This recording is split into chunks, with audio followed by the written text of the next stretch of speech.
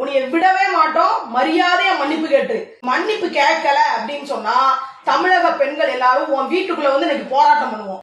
முதல்வர் ஸ்டாலின் அவர்கள் ஏவி விட்ட திமுக கைகூலி பொன்ராஜ், உனக்கு எவ்வளவு தைரியம் இருந்தா தாவேகா பெண்களை பார்த்து விபச்சாரிகள், தற்குறிகள், எவ்வளவு பெரிய வார்த்தை தெரியுமா? இத பேசுறதுக்கு உங்க திமுக யாருக்காவது தகுதி இருக்கா? உனக்கு தகுதி இருக்காடா பொறுக்கி நாய? என்ன வார்த்தை கேட்ட நீ எங்களை பார்த்து?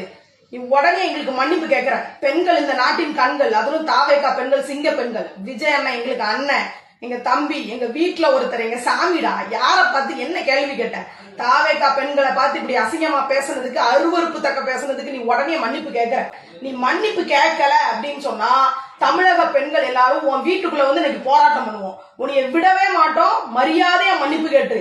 உனக்கு மரியாதை இவ்வளவுதான். என்ன வேணாலும் பேசுவீங்களா? தாவேகா பெண்கள் அமைதியா இருந்தா உன் இஷ்டத்துக்கு என்ன வேணாலும் பேசுவியா? உனக்குதான் பேச நாக்கு இருக்குன்னு பேசிட்டு இருக்கியா? இவ்வளவுதான் மரியாதை, மரியாதையா மன்னிப்பு கேட்டு.